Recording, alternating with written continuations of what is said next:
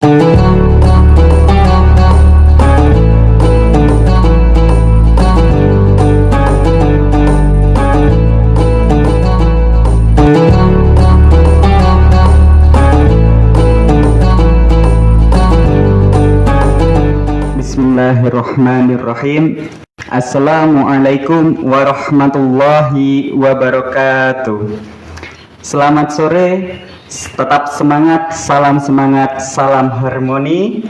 Harmoni menyejukkan, merekatkan, menginspirasi. Alhamdulillahirabbil alamin.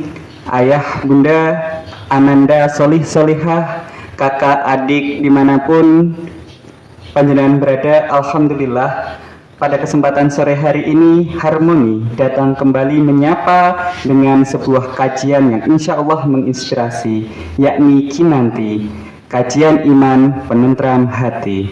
Alhamdulillah pada kesempatan sore hari ini saya sangat bersyukur sekali telah datang di tengah-tengah kita seorang narasumber yang insya Allah akan memberikan banyak ilmu bagi kita semuanya. Kinanti pertama sore hari ini akan membahas sebuah tema, yakni puasa selalu semangat, badan bugar dan sehat. Alhamdulillah, kebetulan sekali momentumnya momentum Ramadan. Kita mengharapkan ridho di bulan yang suci dan penuh barokah ini. Baik, saudara-saudara sekalian, sahabat-sahabat sekalian, ayah bunda yang saya banggakan, serta seluruh penonton yang ada di balik layar, telah datang di tengah-tengah kita seorang narasumber, praktisi kesehatan, guru kita juga. Beliau adalah Ustadz Tri Kusdiarto SST. Assalamualaikum Ustadz. Waalaikumsalam warahmatullahi wabarakatuh. Alhamdulillah. Bagaimana kabarnya Ustadz? Alhamdulillah Ustadz, Masya Allah, Allahu Akbar. Selalu semangat. Alhamdulillah, meskipun sore momentum puasa tetap siap semangat, tetap semangat menunggu buka puasa. Alhamdulillah, Masya Allah. Okay. Ustadz, Alhamdulillah, selamat datang yang pertama dalam sebuah acara ini, acara yang insya Allah akan memberikan manfaat harapan kami tentunya Ustadz. Ustadz, berbicara mengenai Ramadan, berbicara pula mengenai fikih Ramadan. Banyak pemahaman mengenai fikih Ramadan itu sendiri Ustadz. Untuk yang pertama, mungkin bagi saya yang masih memiliki kekurangan ilmu ini, ingin bertanya kepada Ustadz mengenai fikih Ramadan. Apakah itu fikih Ramadan? Mohon penjelasan dari Ustadz. Bismillahirrahmanirrahim. Assalamualaikum warahmatullahi wabarakatuh.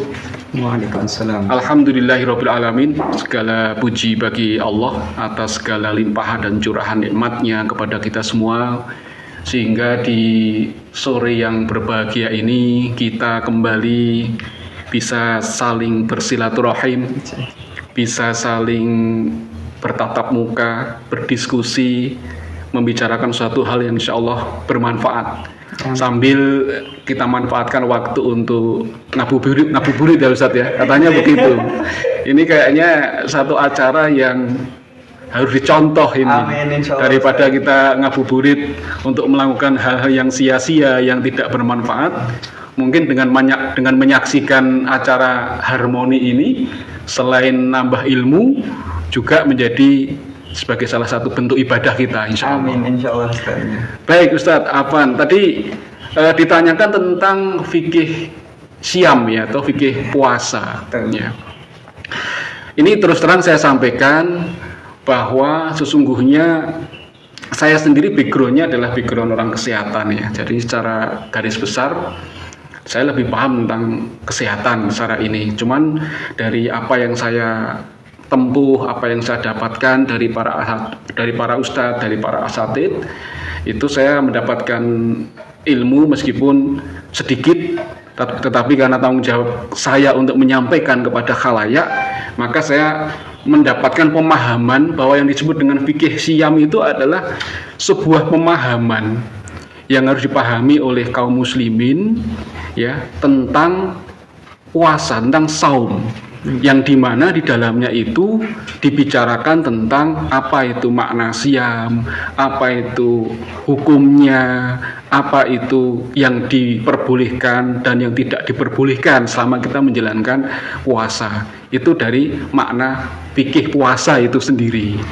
Tetapi dari makna puasa itu sendiri juga beberapa ulama punya definisi, ya. Salah satu diantaranya adalah definisi yang sering kita dengar dan mungkin sering kita membaca dalam banyak literatur, bahwa puasa itu kan berasal dari kata asyam, ya, yang makna dalam bahasa Arabnya artinya adalah menahan, ya, menahan, atau ada yang mengatakan meninggalkan, ya. Dari makna itu maka ulama mendefinisikan secara istilah. Kalau itu tadi kan makna secara bahasa, ya. Secara istilah dikatakan oleh para ulama bahwa siam itu adalah menahan diri, ya, bahwa menahan diri dengan tentu niat karena Allah Ta'ala untuk melakukan sebuah amaliyah puasa, ya, dengan tidak melakukan apa-apa yang membatalkan puasa dan juga melakukan perbuatan-perbuatan yang bisa mengurangi pahala puasa yang dilakukan dengan syarat-syarat tertentu. Secara garis besar seperti itu makna daripada puasa itu, seperti itu. Jadi ada niat, kemudian ada sebuah amaliyah di mana dia tidak boleh melakukan perbuatan-perbuatan yang membatalkan puasanya, kemudian disempurnakan lagi dengan perbuatan-perbuatan yang bisa menambah pahala puasa dan meninggalkan perbuatan-perbuatan yang mengurangi pahala puasa dengan syarat-syarat tertentu. Nah, syarat-syarat tertentu ini seperti yang sudah kita ketahui juga, pertama tentu orangnya harus muslim, ya, beragama Islam. Kemudian yang kedua, dia berakal sehat. Kemudian yang ketiga adalah baligh. Kemudian yang keempat, dia mukim. Karena memang kalau sedang berperjalanan kita tidak berpuasa nggak apa-apa, ada uzur kan berarti. Kemudian dia juga diberikan kemampuan dalam arti kesehatan. Kalau sedang sakit juga boleh dia untuk tidak berpuasa. Seperti itu, garis besarnya seperti itu. Kemudian juga tidak sedang haid atau nifas, ya, seperti itu. Itu yang terkait dengan syarat-syarat tertentu itu tadi, Ustaz, seperti itu. Garis besarnya seperti itu, Ustaz, kaitannya dengan makna, iya, tentang makna atau pemahaman kita tentang puasa itu seperti itu. Anjir. Baik, ya, Ustaz. Berbicara mengenai fikih Ramadan, terlebih di momentum sekarang kita sedang melaksanakan puasa Ramadan ini sendiri. Ramadan menjadi suatu berkah bagi kita sebagai seorang mukmin, bagi kita sebagai seorang muslim, bahwasanya di bulan ini penuh dengan kebaikan, penuh dengan keberkahan, penuh dengan hal-hal yang insya Allah membawa kebaikan untuk kita. Seperti itu, Ustaz. Nah, tadi juga dikatakan bahwasanya amaliyah-amaliyah yang itu nanti sangat disarankan untuk dapat meningkatkan potensi kita sebagai makhluk Allah, mendekatkan diri kepada Allah. Amaliyah yang paling sederhana yang bisa kita lakukan di momentum Ramadan ini, Ustaz. Iya, baik, Ustadz yang dihormati Allah, juga para pendengar, Bapak, Ibu, dan adik-adik mungkin yang ikut menyaksikan acara ini juga. Jadi amaliyah-amaliyah dalam bulan Ramadan ini sebenarnya banyak sekali yang bisa menambah pahala puasa kita. Di samping juga tentu amalan wajibnya puasa itu sendiri, betul, seperti itu. Dan amaliyah-amaliyah yang bisa menambah pahala puasa itu sebenarnya sudah kita lakukan dalam rangkaian ibadah puasa kita, itu selalu kita lakukan. Hanya kadang-kadang dalam kita melakukannya itu tidak dibarengi dengan sebuah pemahaman, tidak dibarengi dengan sebuah niat, dan tidak diisi dengan tindakan-tindakan yang akhirnya amaliyah itu menjadi amaliyah yang bernilai ibadah. Di antaranya adalah ini, Ustaz. Yang pertama adalah tentang makan sahur. Betul. Ya, sahur itu kan sesuatu hal yang kalau kita bicara puasa mesti kita akan teringat dengan sahur dan buka puasa, kan? Iya, pasti, Ustaz. Sahur itu akan bernilai ibadah manakala memang kita niatkan sebagai sebuah ibadah untuk melakukan saum atau puasa kita pada hari itu.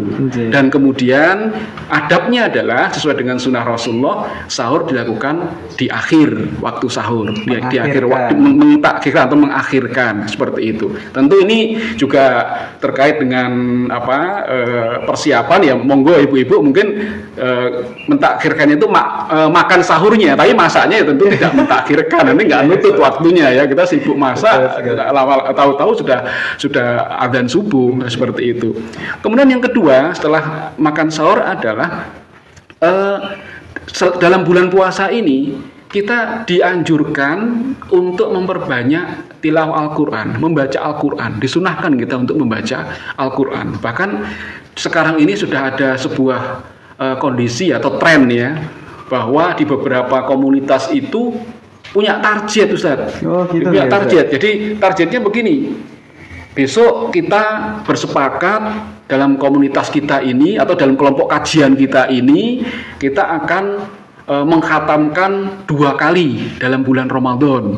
Ada yang ingin mengkhatamkan 3 kali dalam bulan Ramadan. Seperti itu. Sudah ada gejala-gejala yang positif lah. Sudah saling ada menarik pada kebaikan, ya, Ustaz. saling menyemangati. Betul. Dari masing-masing anggota grup itu saling menyemangati. Bahkan saling bertanya, gimana hari ini sudah sampai berapa juz, sudah selesai sampai berapa juz. Saling menanyakan seperti itu, saling menyemangati. Kendalanya apa, seperti itu. Itu yang kedua, Ustaz.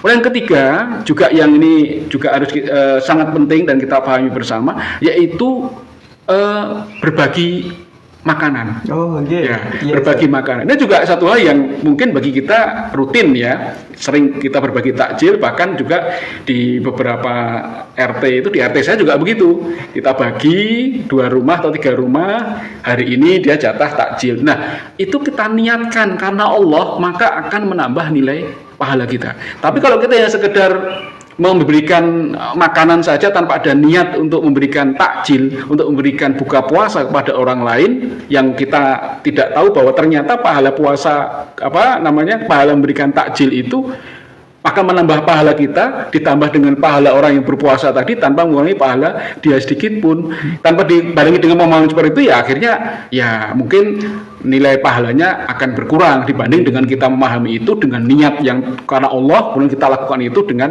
sempurna mungkin ya, seperti itu. Kemudian juga memperbanyak doa dan zikir, Ustaz. Memperbanyak doa dan zikir.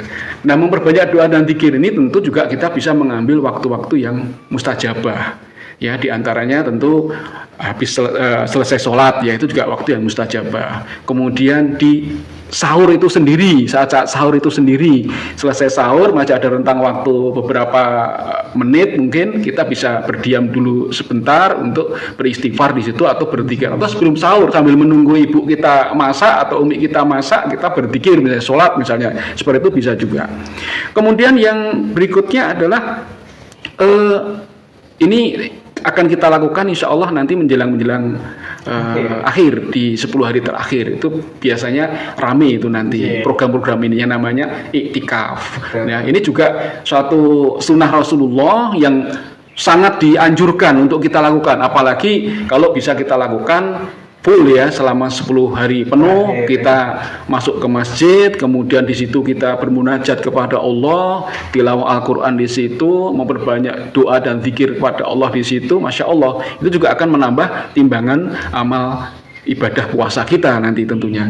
Kemudian yang juga menjadi penyempurna atau menambah beratnya timbangan amal ibadah puasa kita adalah membayar zakat, ya, bayar zakat, baik zakat fitrah itu sendiri atau mungkin zakat-zakat yang lain yang biasanya akan bersemangat juga kaum muslimin untuk ditunaikan pada bulan Ramadan seperti ini.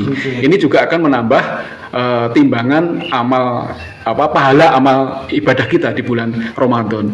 Mungkin lebih kurang itu, Ustaz. Kalau yang mau lebih lagi, kalau kita memang mampu, tambah lagi dengan umroh, Masya Allah. Umroh di bulan Ramadan, ya kan? Iya kan, seperti nanti kalau siapa tahu dengan doa kita semua kru harmoni ini bisa bareng-bareng umroh pada bulan Ramadan, Masya Allah. Seperti itu.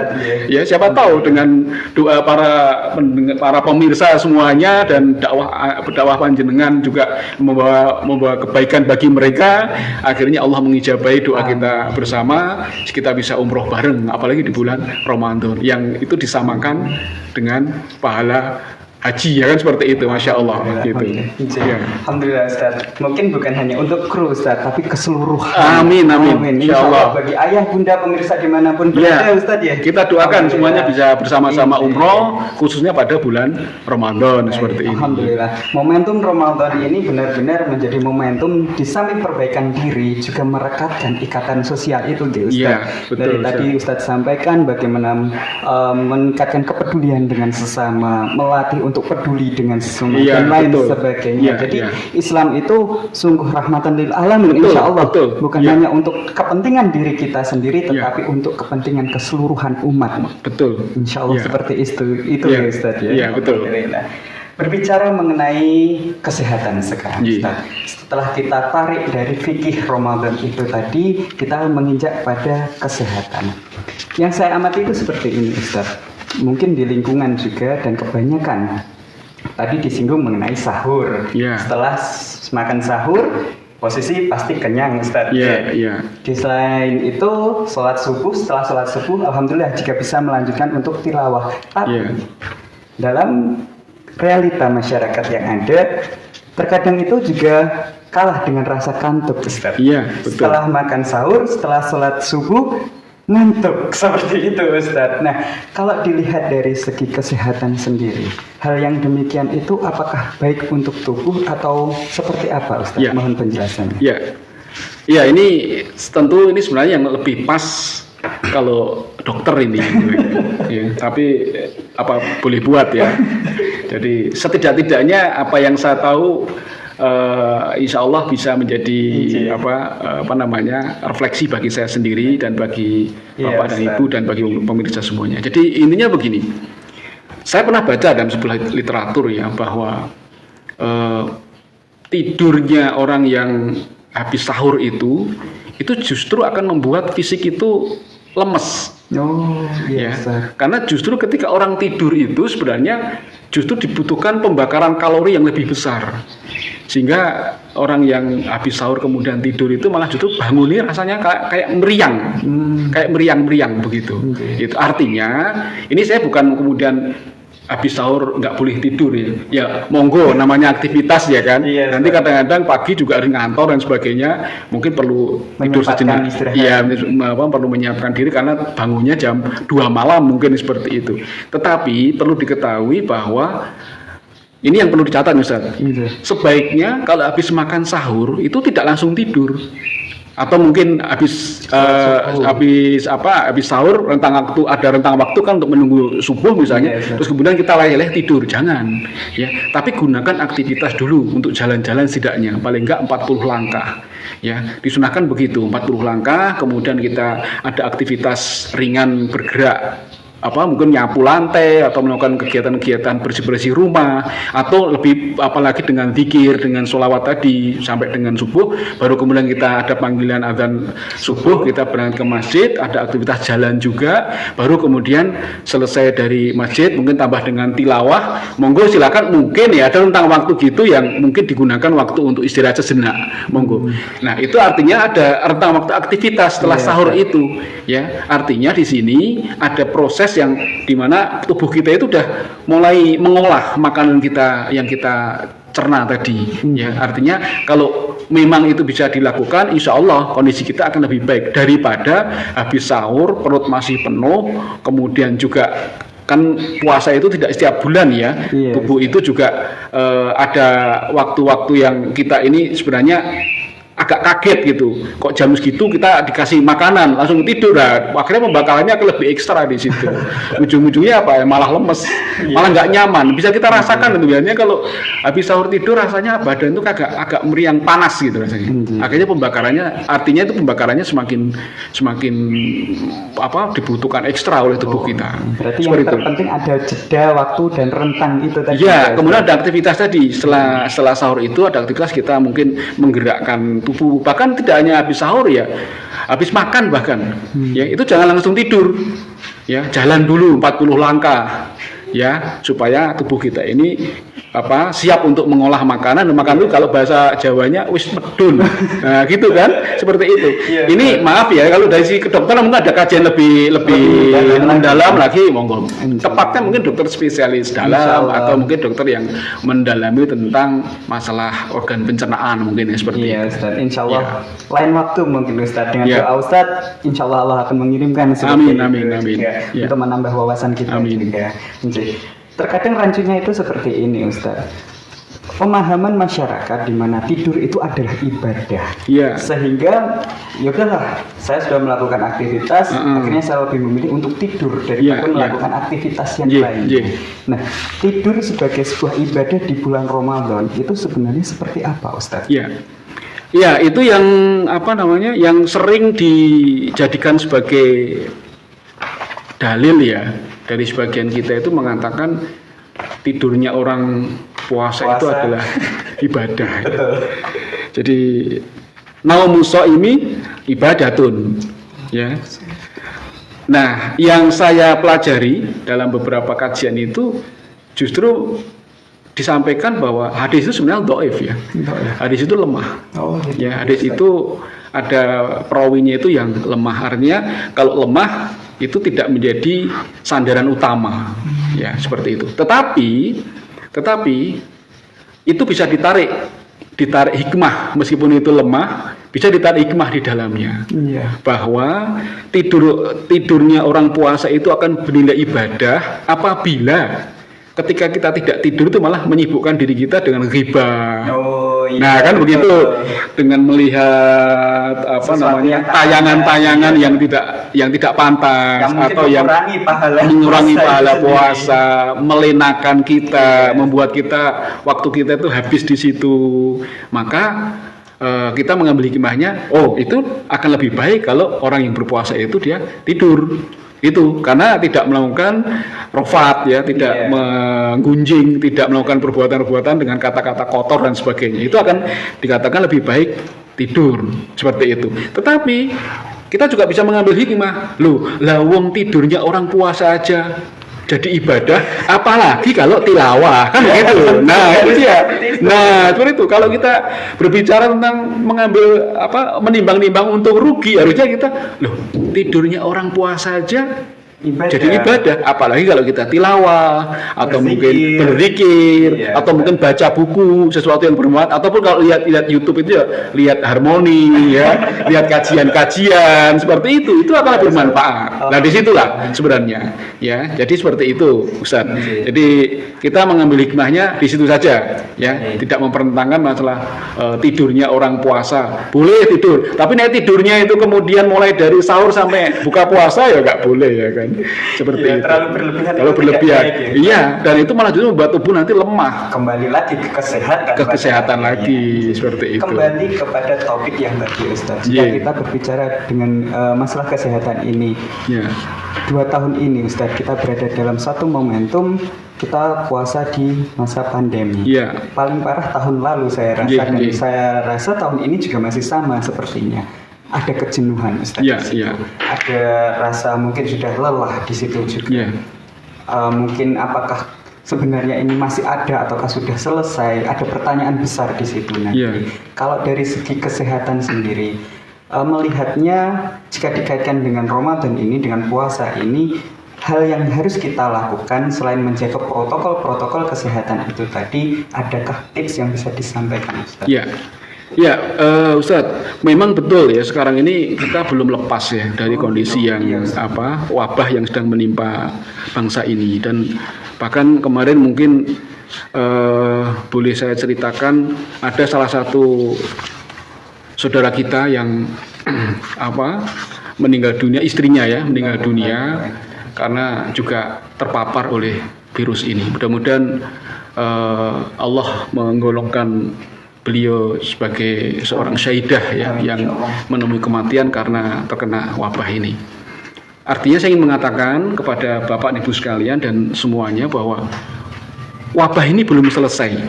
Wabah ini belum selesai. Tetapi kita tidak boleh kemudian paranoid, takutnya berlebihan sampai kemudian takutnya kita melebihi takutnya kita kepada Allah.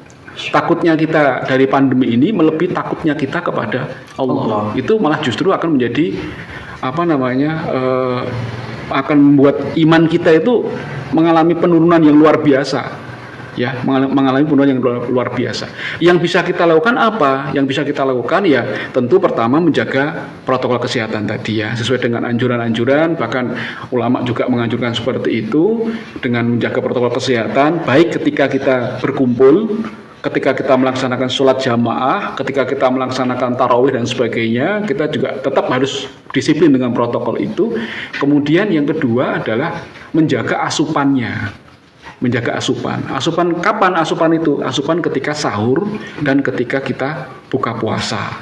Ya, tentu asupan yang saya maksud di sini adalah asupan-asupan yang tidak harus mahal, tetapi asupan-asupan yang mengandung nilai gizi yang tinggi, nilai gizi yang memang dibutuhkan oleh tubuh untuk meningkatkan imunitasnya. Ya, untuk meningkatkan imunitasnya. Misalnya sayur-sayuran ya yang banyak mengandung vitamin. Itu kalau bisa kita konsumsi ketika sahur ataupun buka. Kemudian buah-buahan juga seperti itu.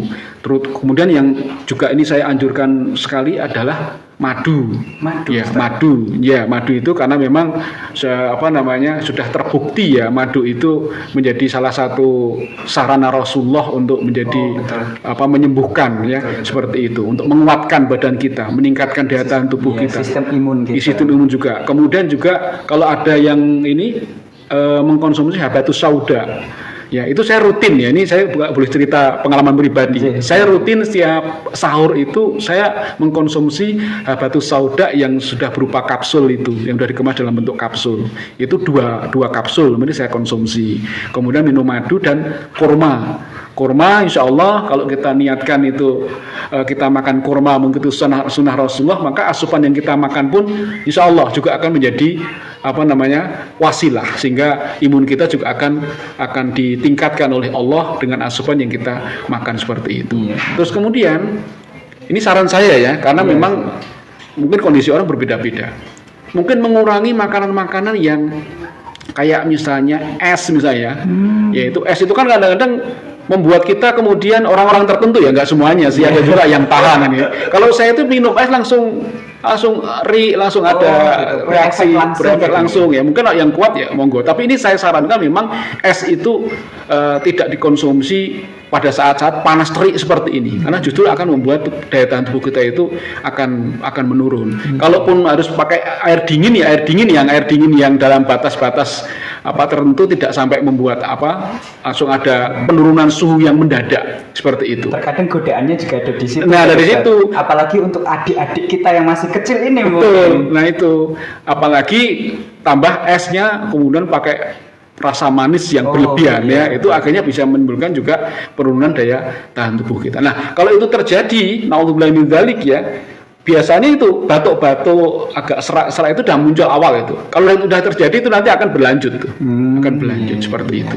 Nah, ini yang penting. Menarik sekali tadi Ustadz terkait dengan persiapan lah, berarti persiapan kita untuk menyiapkan diri menghadapi puasa ini, makan sahur seperti itu, dan juga untuk berbukanya. Tadi sedikit disinggung mengenai makanan yang baik seperti itu. Makanan yang baik itu yang seimbang ya Ustaz. Tapi terkadang makanan yang seimbang itu susah untuk orang-orang memiliki pemikiran bahwa harus lengkap seperti itu. Yang baik seperti apa Ustaz? Nah, ini harusnya ahli gizi lagi. Nggak apa-apa ya Ustaz. Harus ahli gizi nih yang menyampaikan ya tapi nggak apa-apa ya. Nah, kalau menurut saya, menurut pemahaman saya, namanya makanan berimbang itu tentu komposisinya harus lengkap ya, seperti yang kita pahami 4 sehat 5 sempurna itu. Sebagainya ada karbohidratnya, ada vitaminnya, ada juga makanan-makanan yang berseratnya, ada kandungan airnya, seperti itu ya, mengandung seperti itu. Kemudian ada unsur-unsur yang di situ, ada mineral-mineral yang memang kita butuhkan. Ya, itu saya kira ibu-ibu mungkin lebih paham ya. Ya, yang kalau pengalaman saya pribadi ya, itu setiap buka puasa itu selalu saya menyampaikan ke ibunya anak-anak itu untuk ada kuah. Oh, Iya, ada kuah. Sayur yang berkuah. Ya, sayur yang berkuah. Entah itu sop, entah itu sayur bening atau sayur apa ya, menir ya, tapi itu bayam sederhana nggak apa-apa. Itu sayur, ada sayur bayam, ada apa namanya? Bumbu-bumbunya itu saya nggak paham ya, nggak begitu hafal ya. Kemudian di situ ada tempe, ada tahu, kemudian ada mungkin kalau orang Jawa nggak pakai kerupuk nggak enak ya, ada sambal mungkin ya, jangan banyak-banyak karena saat puasa juga ini rawan nih juga menjadi sambal itu juga menjadi pemicu. Penikmat sambal. Nah ini dia, saat puasa harus benar-benar di manage, benar-benar di sambal, persambelan ini. Terus kemudian juga ada sesuatu yang ada nilai vitaminnya di situ. Ada ya buah ya seperti itu. Berarti itu sederhananya sehat itu tidak harus mahal. Tidak harus mahal, Kuncinya betul. ada di situ ya. Ya. Sekarang pepaya kan nggak mahal ya, pepaya ya. Artinya bisa ditanam sendiri di kebun, ya. Atau mungkin kalaupun beli juga tidak mahal. Tapi kalau bisa ada di setiap kita buka puasa.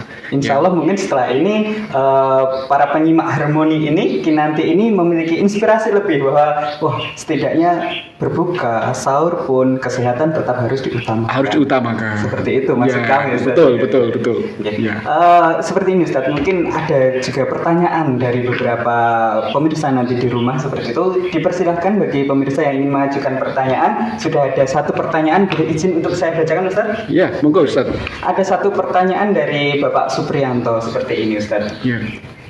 Assalamualaikum Ustaz, mohon maaf ingin bertanya, trik agar bisa menjalani puasa dengan semangat itu sendiri seperti apa?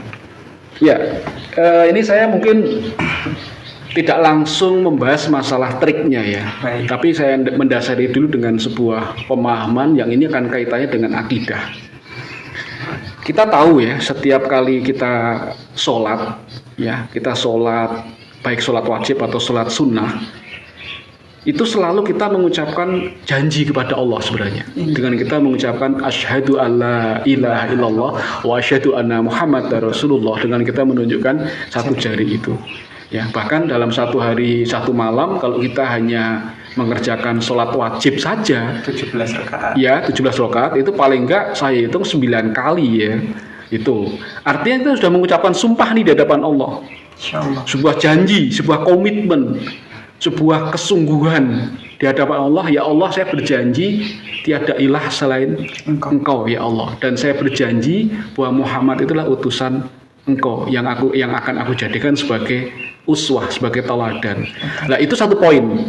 Itu dulu yang harus kita pahamkan dulu, bahwa kita melaksanakan puasa ini sebagai bentuk konsekuensi dari janji kita itu sebenarnya. Oh, seperti itu. Iya, janji kita ketika kita bersyahadah itu sungguhnya kita sudah mengucapkan janji di hadapan Allah bahwa saya siap ya Allah untuk melaksanakan perintah-perintahmu, apa yang kau wajibkan, dan siap meninggalkan apa yang kau larang. Seperti itu. Itu satu poin. Itu harus kita pahami betul bahwa puasa itu merupakan kewajiban yang diperintahkan oleh Allah ya, dan Rasulnya, dan kita sebagai muslim yang sudah mengucapkan sumpah, mengucapkan janji itu wajib untuk melaksanakan. Itu satu ya. Artinya seperti banyak ada satu pepatah yang mengatakan jangan kamu melihat seberapa besar dosamu, tapi kamu lihat dengan siapa kamu berdosa, kan begitu ya. Seperti itu, seperti puasa juga begitu. Jangan kamu hanya sekedar melaksanakan kewajiban puasa rutin saja, tapi sesungguhnya bahwa apa yang kamu lakukan saat ini adalah kewajiban bagi kamu sebagai hamba Allah yang sudah diberikan rizki oleh Allah dengan berbagai macam apa yang kita rasakan seperti saat ini, kehidupan, kenikmatan, ya kan? Iya, kelebihan yang lainnya, harta, rizki, mungkin ilmu dan sebagainya, kesehatan juga. Lah seperti itu. Satu poin yang penting. Kemudian yang kedua, itu kita pahami juga tentang bahwa di dalam bulan puasa ini Allah sungguhnya memberikan diskon atau bukan diskon nih, memberikan kemudahan untuk mendapatkan ampunan dari Allah. Ya, man shoma ramadhana imanan wa ihtisaban ghufira lahu ma taqaddama min dzambi. Barang siapa yang berpuasa dengan lantaran dia ingin mendapatkan pahala dari Allah, ingin mendapat karena keimanannya, maka akan diberikan ampunan oleh Allah. Itu satu. Man qoma ramadhana imanan wa ihtisaban ghufira lahu ma taqaddama min dzambi. Barang siapa menegakkan, ya kan? Apa? Ketika sholat tarawih, menegakkan qiyamul lail pada bulan Ramadan, maka Allah akan memberikan ampunan kepadamu. Ada lagi, man qoma Ramadan fi Lailatul Qadar, di dalam Lailatul Qadar, maka Allah juga akan memberikan ampunan kepadamu. Artinya di sini sebuah janji Allah nih, bahwa kita akan diberikan ampunan oleh Allah dengan melakukan puasa, dengan melakukan qiyam sholat tarawih atau qiyamul lail, dengan melakukan iktikaf karena kita ingin menjaring Lailatul Qadar itu. Sekarang saya bertanya, siapa dari yang kita ada di sini, baik yang ada di studio ataupun yang ada di rumah, yang merasa tidak punya dosa? Kan begitu? Nggak ada kan? Nah, saat yang paling mudah, kalau bahasanya ya, dalam tanda kutip mudah di sini, tetap harus ada kesungguhan, itu adalah saat puasa inilah, untuk mendapatkan ampunan dari Allah. Itu baru dari beberapa amalan tadi. Belum yang namanya amalan tilawah Quran. Iya kan? Dalam bulan Ramadan dilipat gandakan menjadi 10 kali pahalanya. Itu bukan satu ayat loh, satu huruf. Kalau kita membaca 10 kali, katakan alif lam mim, 3 huruf kan, itu udah 30 kali. Ya kan? Belum lagi iming-iming atau mungkin janji Allah, bukan iming-iming ya. Kalau iming-iming kan sesuatu yang ini. Janji Allah bahwa siapa yang melakukan ibadah sunnah pada bulan Ramadan, pahalanya disamakan dengan pahala ibadah wajib. Nah itu yang mendorong kita pembangkit semangat nih, Masya Allah gitu ya kan. Ini saat yang tepat nih, gitu. Kayak bagaimana dosa-dosa saya yang lalu nih? Apakah kita akan nggak akan kita cari ampunan nih, itu untuk mendapatkan predikat sebagai seperti bayi yang baru lahir dari rahim ibunya, dari fitri kembali nanti selepas puasa Ramadan ini, seperti itu. Berarti tentang semangat itu kembali kepada diri kita pula, Ustadz. Kita merefleksi diri kita mengingat bahwasanya kita ini adalah makhluk. Apakah kita tidak punya dosa seperti yang panjenengan tadi katakan, sehingga tumbuhlah niat membangkitkan semangat. Betul. Jika berbicara mengenai kebugaran dan kesehatan lagi, Ustadz. Biasanya puasa seperti ini kan setiap selepas jam 12 atau mungkin jam 10 ke atas seperti itu sudah terasa berbeda. Nah, adakah saran Ustadz supaya kita tetap segar, supaya kita tetap bugar dalam menjalani ibadah puasa kita ini hingga full 1 bulan penuh? Saya ingat ya waktu kecil dulu, ya kalau bugar masuk kamar mandi. Tapi tidak minum. Artinya sebenarnya ini satu hal yang perlu kita pahami juga ya, bahwa yang kadang-kadang sering membuat kita lemas itu kan pertama tadi ya, niat, motivasi itu harus selalu dijaga, dibakar terus bahwa ini adalah Ramadan, saat yang di dalamnya ada kemuliaan diberikan bonus oleh Allah, sehingga kita tidak boleh meluangkan waktu sedikit pun ya. Tetapi ada satu kondisi fisik yang memang harus kita perhatikan, Ustaz, yaitu khususnya masalah kebutuhan air. Ini hal yang penting ya, sehingga kebutuhan air kita itu kan, tubuh kita itu kan sebagian besar terdiri dari air ya. Bukan kemudian air itu ketika kita sahur kita minum air 1 ember, enggak, itu nanti malah pelempokan ya, malah pingsan kita. Tetapi kita atur waktu minumnya itu, ya, sehingga kebutuhan air setidak-tidaknya 8 gelas, ya, dalam 1 hari 1 malam itu tercukupi.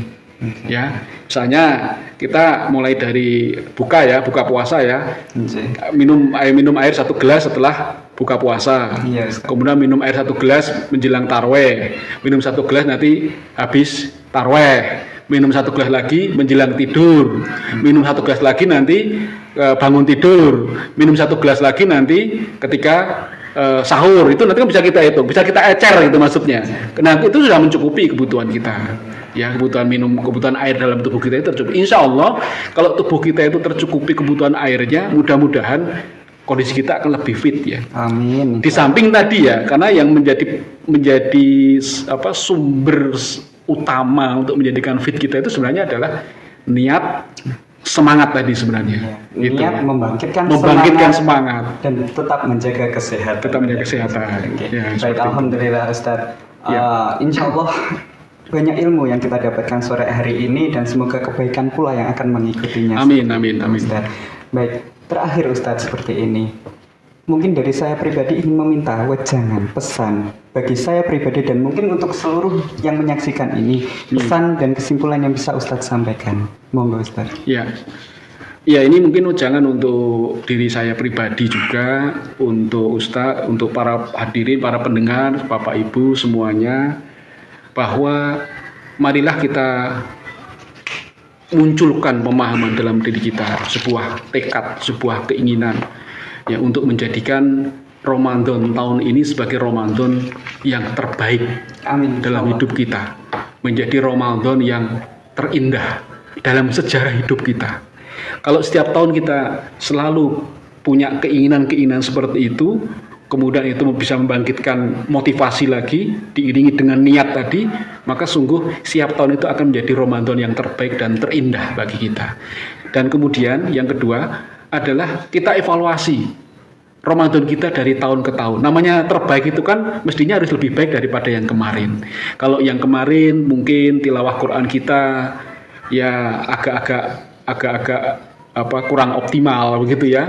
Mungkin kurang dari 1 kali. Tahun ini harus full 1 kali. 1 kalinya di sini bukan tilawah di majelis tadarus loh Ustaz. Ya, beda.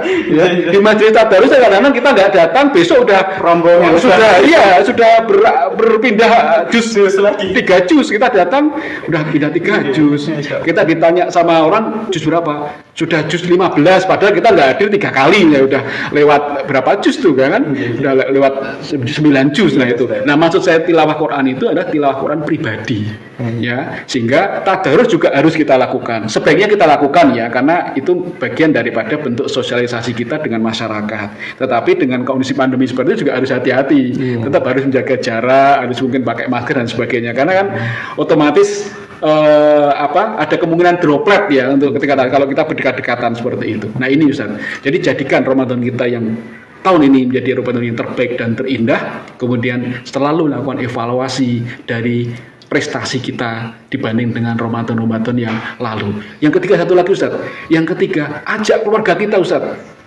Ini penting ya. Saya di beberapa forum mengatakan bahwa selalu kita awali Ramadan, bahkan sebelum masuk Ramadan, kita adakan raker kecil-kecilan lah, rapat kerja antara bapak, ibu dengan anak-anak. Sehingga nanti kita di dalam Ramadan itu benar-benar anak-anak kita itu bersepakat untuk melakukan hal-hal yang sudah kita sepakati sebelum Ramadan. Sehingga akhirnya benar-benar Ramadan itu kita rasakan indahnya, kita rasakan nuansa ibadahnya itu tidak hanya orang tua, bapak dan ibunya. Bapaknya sibuk ke masjid, bapaknya sibuk tadarus, anaknya main game, anaknya ada seperti itu. Kita sepakati, mungkin selama Ramadan kita batasi untuk main gamenya, mungkin seperti itu. Selama Ramadan kita tuntun waktu-waktu tertentu, kita dampingi untuk baca Quran, orang tua. Nah, seperti itu maksud saya. Jadi bikin raker, sepakati dengan keluarga, sehingga nanti keluarga bersama-sama melaksanakan program-program itu selama bulan Ramadan. Ini penting, karena pertahanan terakhir benteng kita adalah keluarga. Betul, Ustaz. Alhamdulillah, terima kasih Ustaz.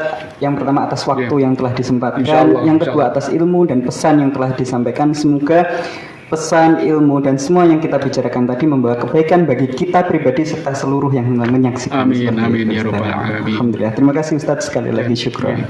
Baik. Sahabat Harmoni sekalian, alhamdulillah telah sampailah kita pada penghujung acara.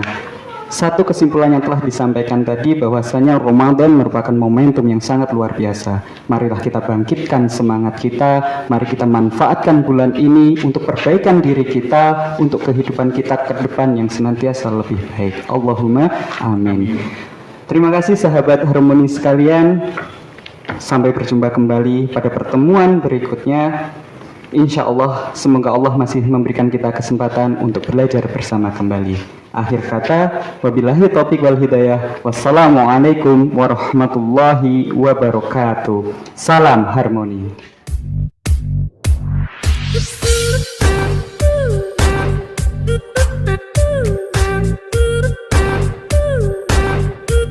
Thank you.